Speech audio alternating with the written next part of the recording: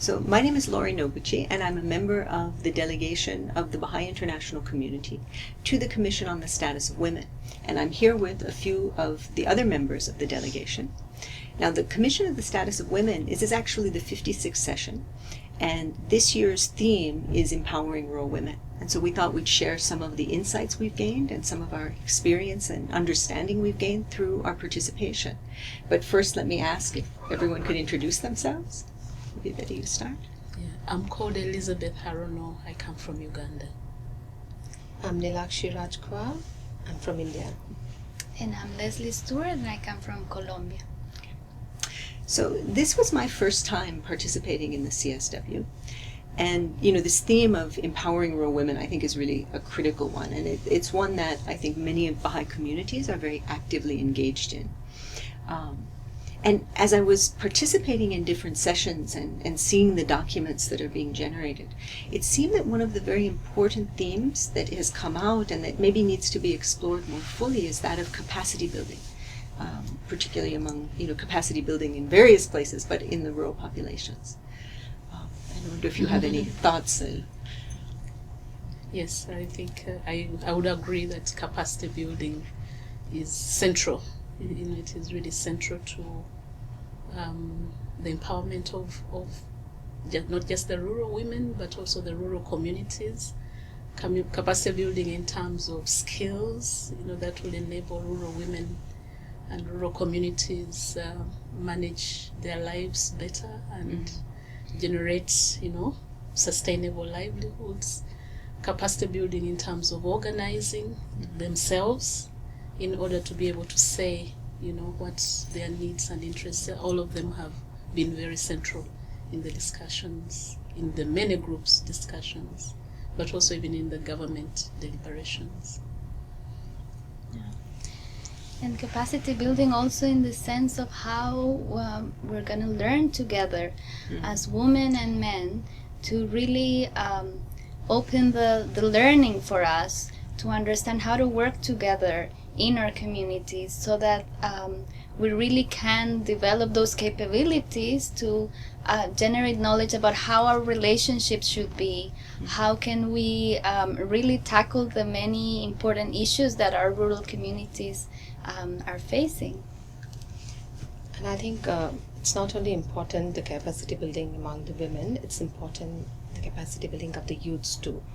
Because youth has a big role to play in the society, and they have a they have that power to bring the change in the society. And I think it's very important for us to look into these issues to build so that we can bring more and more youths in our community, so that they can advance, they can work in building that advancing civilization. So that's very important. Yeah, I was in some of the sessions I went to focus specifically on youth. And I think in the activities we've had in my own community, also it's so clear the capacity of youth is so great. And when you look at those who are willing and have the energy and the commitment to experiment, to implement change, the youth really stand out. It's a great untapped potential.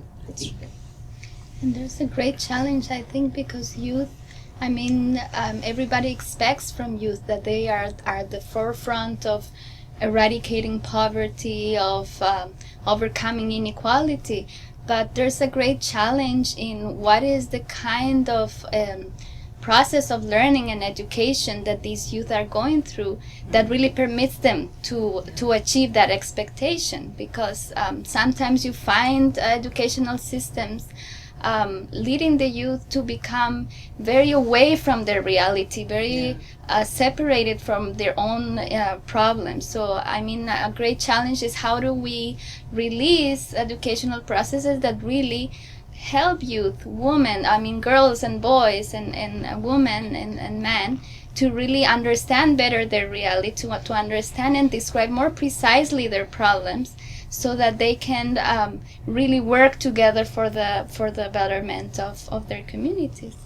And our experience shows that youth have that capacity. The youth they are really very conscious about the life of the society, and they really wanted to bring the change in the society. So if we give them the space and the opportunities, So I think we can bring the changes in the society.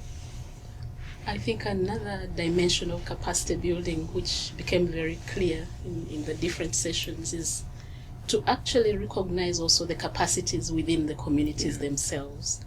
And there is this, whether it is to do with climate change, whether it is to do with rural poverty, there is a greater recognition that communities are not just poor and waiting for development to come from outside, and that rural women actually are now should be recognized as an important resource for solving rural problems, rather than as needy and needing welfare and so on. I think there is an emerging consensus that rural women are key agents who must come on board in terms of transforming the communities. And therefore this means that it's not just the older women, but also the young women, the youth, the girls, who are also a very important resource, which tends to be ignored by development processes, and they seem to also suffer disproportionately in accessing all the possibilities for increasing their capacities to offer their utmost in development. And I think this really represents a profound change in the understanding of development, because traditionally development was really a package, or it was a service offered. And more it's being recognized that it's a process that a community engages in itself, and that unless the community has the ability to generate knowledge, to apply that knowledge to solving its own problems, there's always going to be a gap. So part of the challenge is really, how do you create systems? How do you create the space for different parts of the community to really learn and engage in applying that learning? And I think it was very interesting, you talked one of the days about one of the projects in your country, or that you're involved with, and seeing the role of women in sharing knowledge with others in the community. Maybe you want to...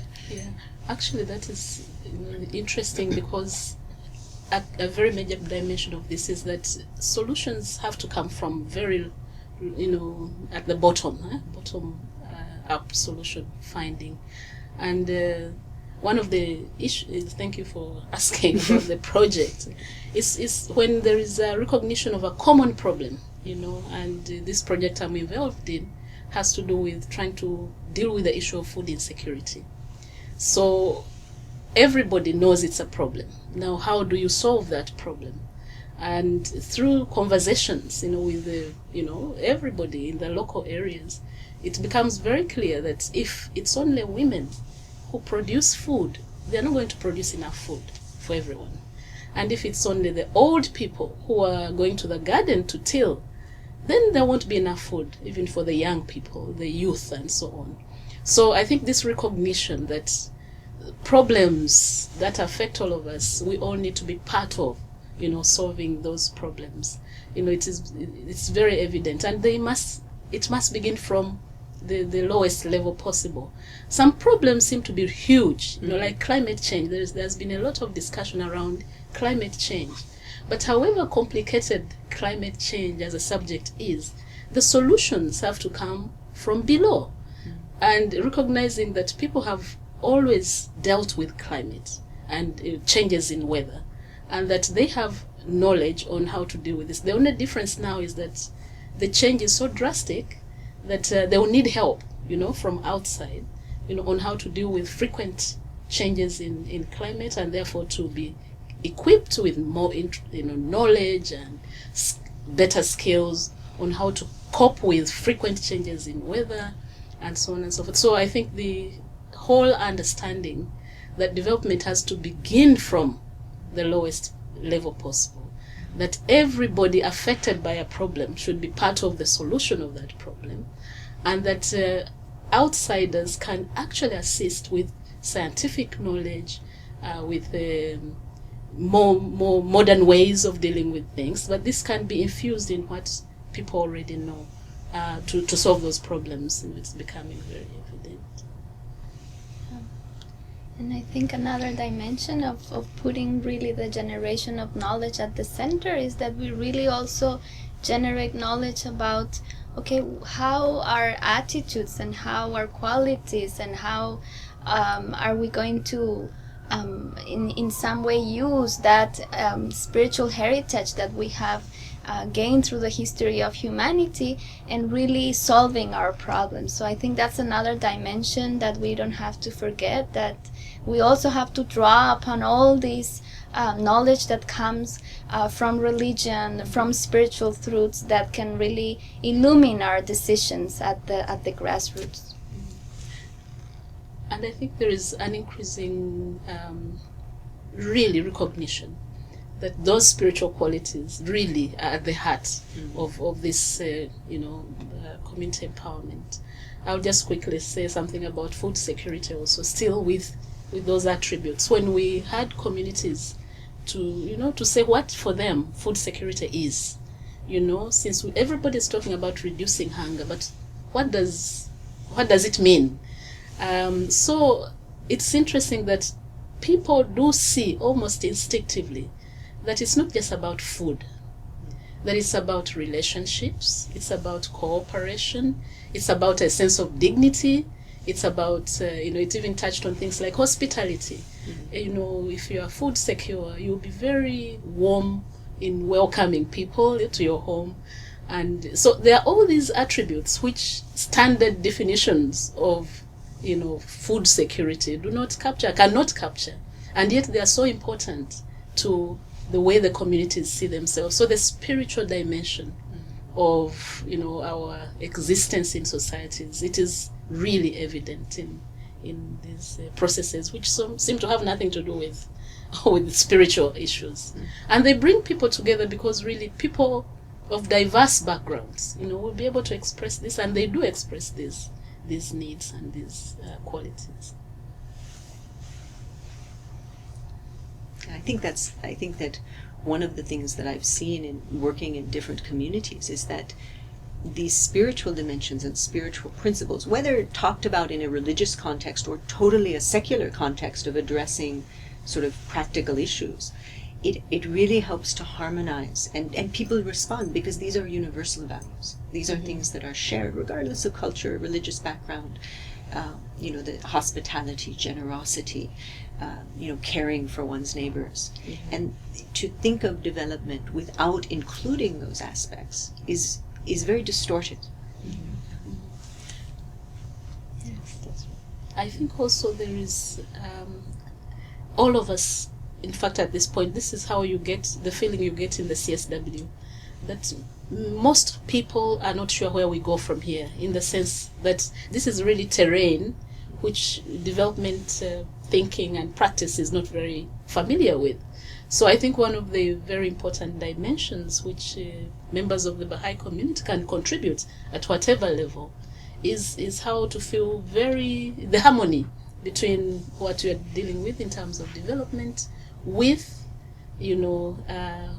talking comfortably about spiritual matters and the fact that human beings are not just material, that they're also spiritual beings, can be talked about very comfortably, in contexts like this. Yes, because I think we're more and more all agreeing that the present social and economic development discourse right now that is putting so much emphasis on self-interest and competing with each other. I think we have been gaining understanding that really the desired prosperity of humankind will not be attained if we go that way, and many examples have shown us that. So I think that's a good and a main point to discuss. Really, what is it that we're putting at the center of a process of development? What attitudes, what concepts, what principles we want to put there? Because the present principles and concepts and assumptions that we're putting at the center of development can no longer guide us to the desired prosperity for all of us. Yeah, I do agree what she said, that as a contribution, but we can contribute, as the Baha'i international community, like to bring a harmony, right from the international level to the national and the national with the local. Because I think there's a gap between the national and the local level, and they doesn't know what's going on at the local level, and it's very important to understand from their perspective, and because they have the practical knowledge who lives in the grassroots. They have the practical knowledge, and if we go and consult and have a discourse with them, I think we can come up with a better solution, and that will bring more changes in the policy development and the other schemes too. In fact, for me, it has made it very clear what Baha'is around the world are involved in. All these things about spiritual empowerment, right from the grassroots, it really blends in very well with the whole, this discourse about development from the lowest level, of society, and how these then should link up and feed into national and definitely global processes. There is no mechanism right now for making sure that the grassroots perspectives actually feed into the global, processes of thinking. And then even the other way around, how from the global, the policies trickle down, they take too long, but, they need to really now become very rooted into what people are living and doing and the problem they intend to solve. And so rural development and empowerment of rural women is not going to be disconnected from what's discussed at the global level, but also the rural women's realities must begin to influence and feed into directly these global processes. Well, I really thank everyone for taking some time to share. I think there's a lot more that happened at the commission, and more maybe we'll have a chance to discuss some other time. But I appreciate taking the time to share some ideas. Thank you very much. Thank you.